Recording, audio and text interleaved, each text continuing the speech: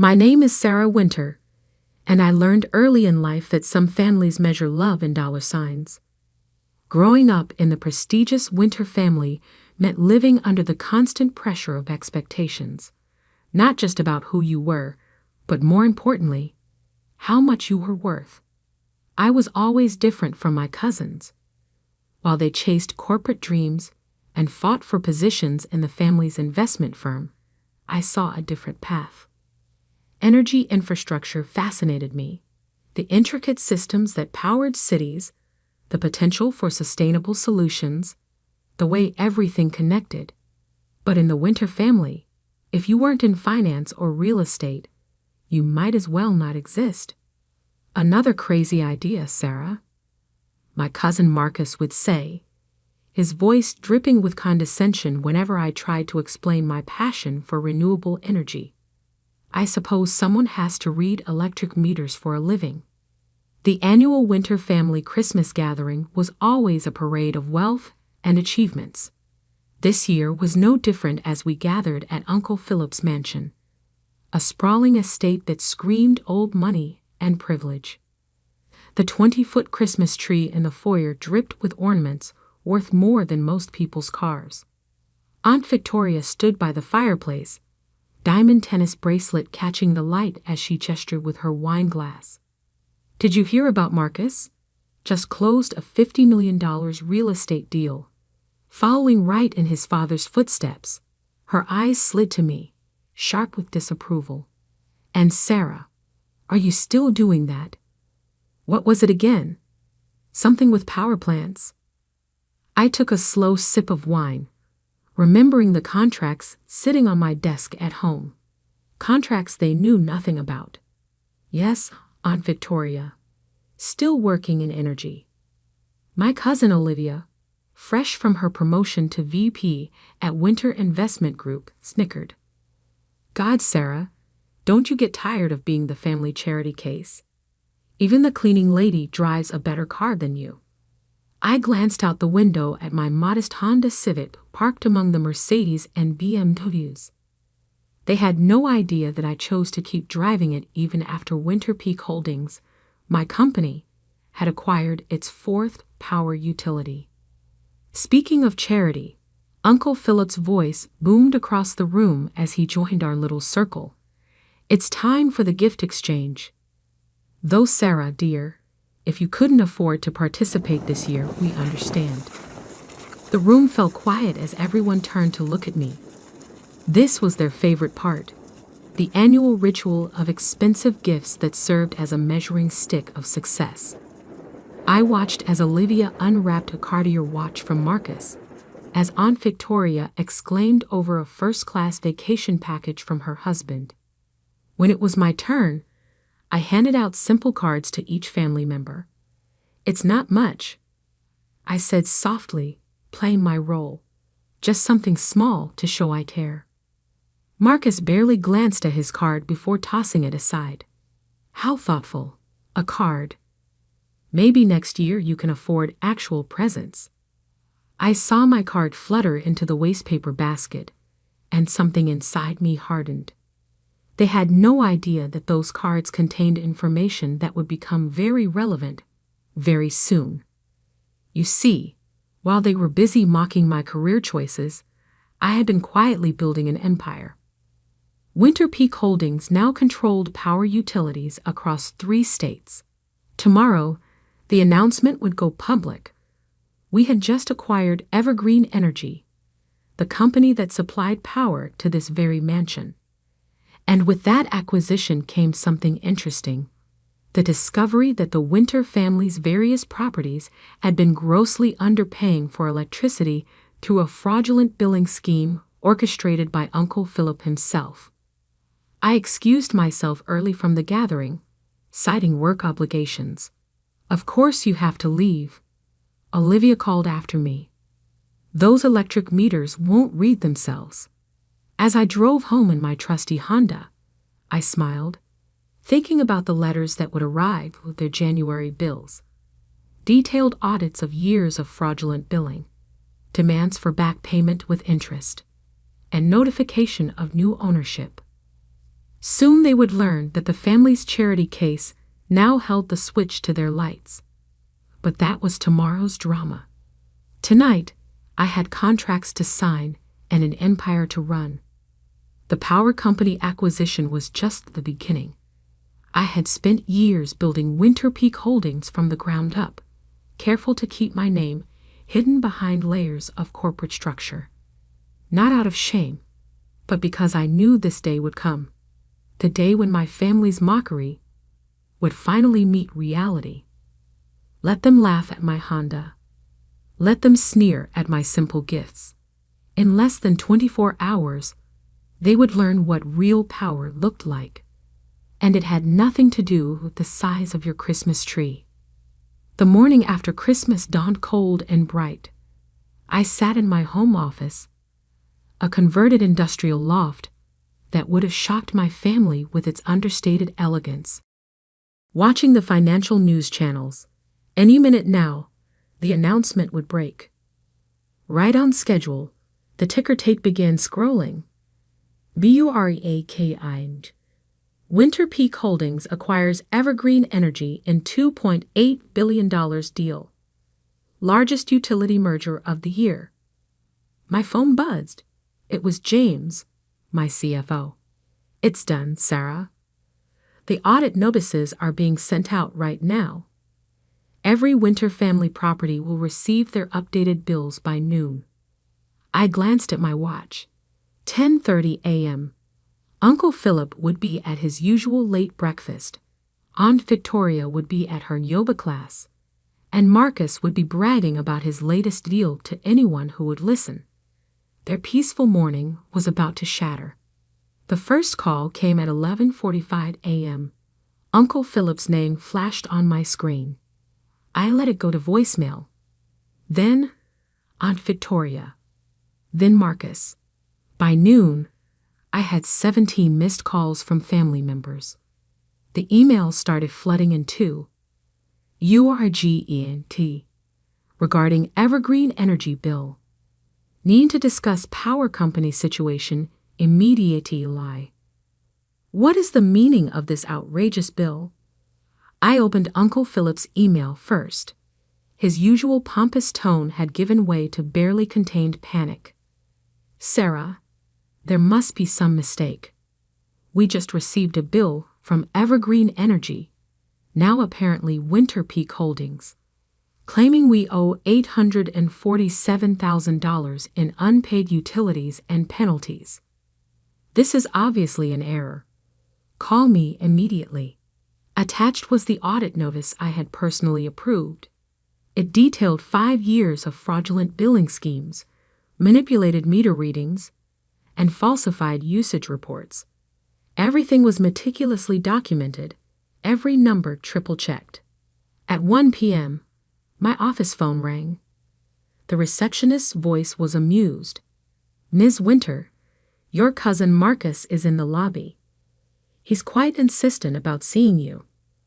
I straightened my blazer and smiled. Send him up.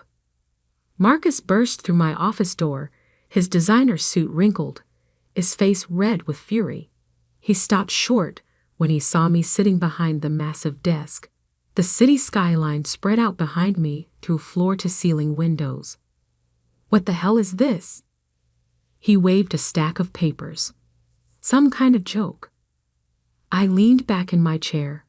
The audit papers seem quite clear, Marcus. Winter family properties have been underpaying for utilities for years through various fraudulent schemes. Winter Peak Holdings is simply correcting this oversight. Winter Peak. His face went from red to white. You own Winter Peak Holdings? Founded it 6 years ago, I said calmly. Built it from the ground up, while you were all laughing at my career choices. He sank into one of the visitor chairs, papers slipping from his fingers. The card? At Christmas. It was a notice, wasn't it? A courtesy heads up. I did try to warn you all, in my own way. Marcus ran a shaking hand through his hair. $800,000. Uncle Philip will have a heart attack. Actually, I pressed a button on my desk, and my assistant brought in another stack of documents. That's just for the main house. We're still processing the audits for the vacation properties, the company buildings, and all those luxury apartments the family owns. The color drained completely from Marcus's face. You can't do this. We're family. I stood up slowly, placing both hands on my desk. Family. Yesterday, I was the charity case who couldn't afford Christmas presents. The day before that, I was the embarrassment who chose energy over real estate. For years, I was the punchline to every family joke. I smiled, but there was no warmth in it. Funny how family only matters when you need something. What do you want? His voice was barely a whisper. Want? I don't want anything, Marcus. I'm simply running my company, enforcing contracts, collecting debts. You know, all those business principles Uncle Philip taught us. A commotion outside my office drew our attention. Through the glass walls, I could see Uncle Philip himself storming down the hallway, followed by a flustered security guard. I told you this would get interesting, I said to Marcus, just as my office door flew open. Uncle Philip looked like he'd aged 10 years overnight. His usual perfectly groomed appearance was disheveled, his face mottled with rage. What is the meaning of this? He roared, waving his own stack of audit papers. I met his gaze steadily. Hello, Uncle Philip. I believe those papers explain everything quite clearly. Would you like me to go through them line by line? He slammed the papers down on my desk. You think you can extort your own family? After everything we've done for you? I couldn't help but laugh. Done for me? What exactly have you done for me, Uncle Philip? Mocked my career choices, excluded me from family opportunities, treated me like a failure because I didn't fit your narrow definition of success. I'll fight this, he sputtered. I'll take you to court. I pressed another button on my desk, and the large screen on the wall came to life, displaying years of documented fraud. By all means, let's go to court. I'm sure the press would love to hear how the prestigious Winter family has been cheating the utility system for years. Shall I call them now? The fight seemed to drain out of him all at once. He collapsed into a chair next to Marcus, looking suddenly old and defeated. The total amount due, including penalties and interest, comes to just over $4.2 million for all Winter family properties. I said, my voice professionally pleasant. You have 30 days to pay in full, or will be forced to discontinue service. And before you think of switching providers, Winter Peak Holdings now controls all power utilities in the tri-state area. You've been planning this for years, Marcus said quietly. I thought about all the Christmas dinners, all the snide remarks, all the times they had made me feel small. Let's just say I learned from the best. The Winter family taught me everything I know about business, especially the part about never mixing family with finances. As they sat there, broken and humiliated, I remembered something else. Reaching into my desk drawer, I pulled out 2 envelopes. Your Christmas cards, I said, sliding them across the desk. The ones you threw away without reading. They contained advance notice of the acquisition and an offer for a payment plan at a reduced rate. But since you didn't bother to read them, I shrugged. The full amount is now due.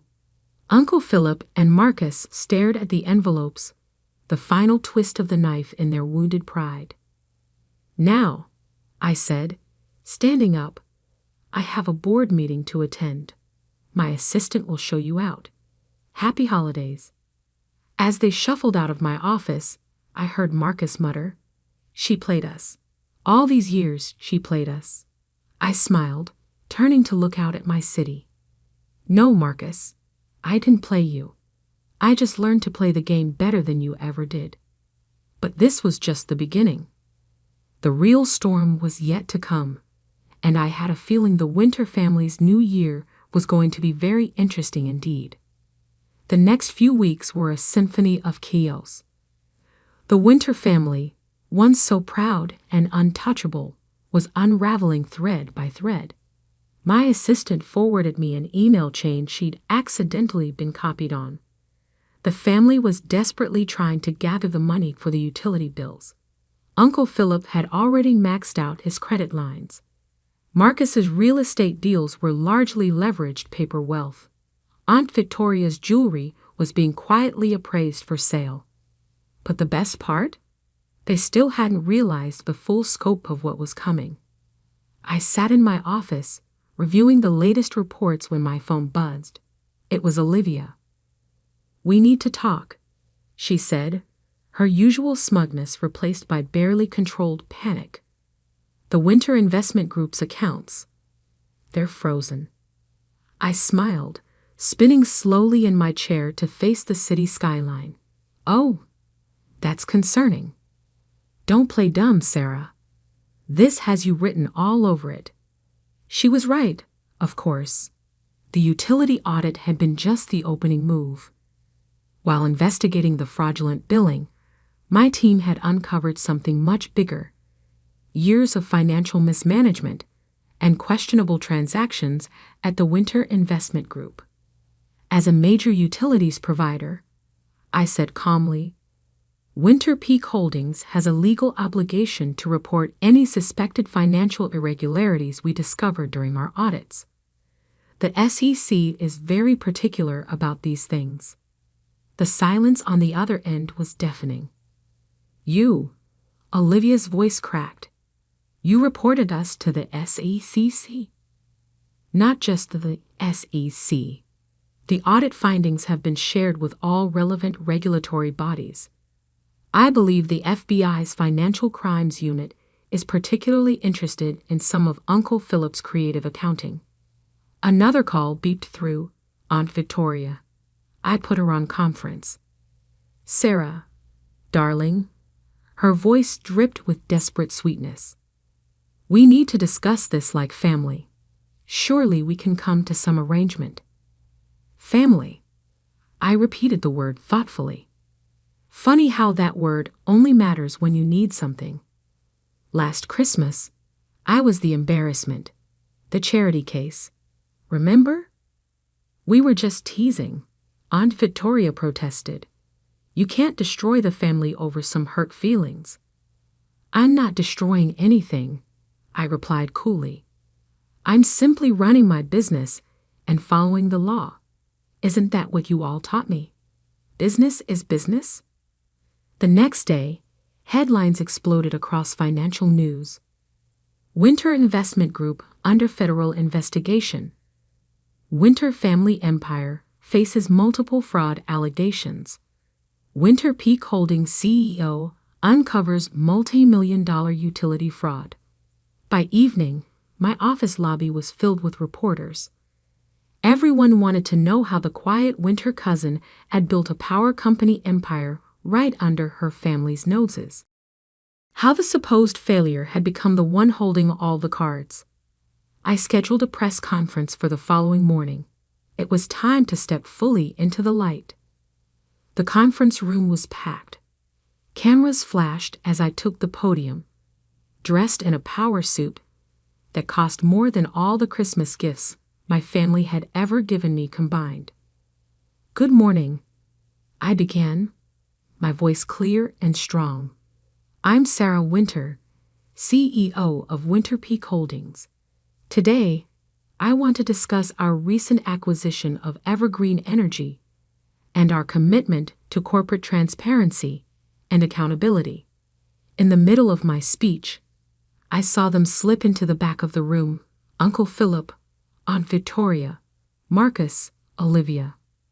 Their faces were ashen as I detailed the fraud investigation, that SEC involvement, the complete restructuring of all Winter family business interests. After the conference, they cornered me in my office. "You've destroyed us," Uncle Philip said hoarsely. "The family name, The family name? I cut him off. The same name you said I was disgracing by working in energy? That name. What do you want? Marcus demanded. Name your price. I walked to my window, looking out at the city I now partially powered.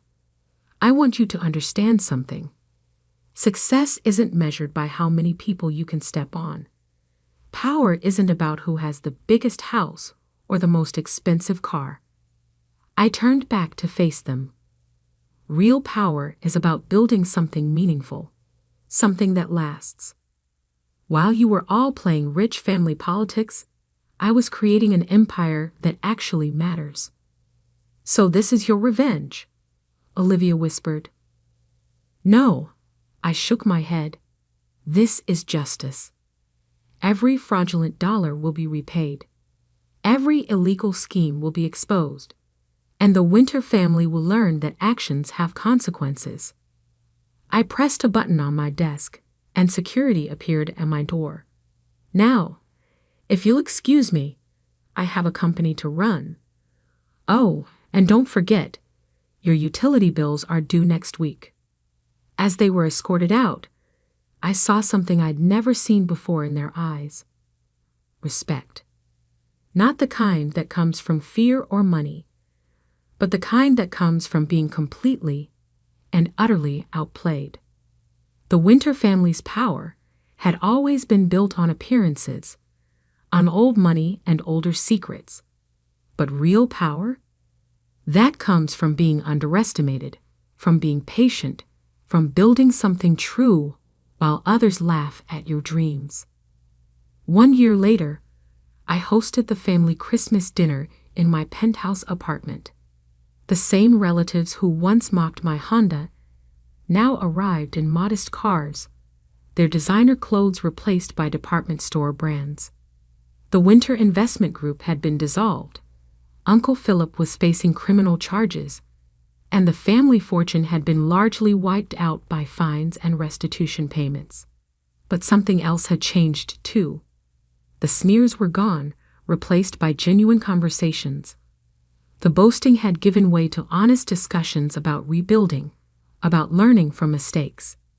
As I stood at my window, watching the city lights twinkle, lights powered by my company, Olivia approached me.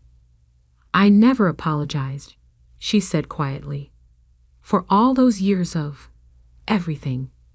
I smiled, thinking of that last Christmas when they'd called me poor.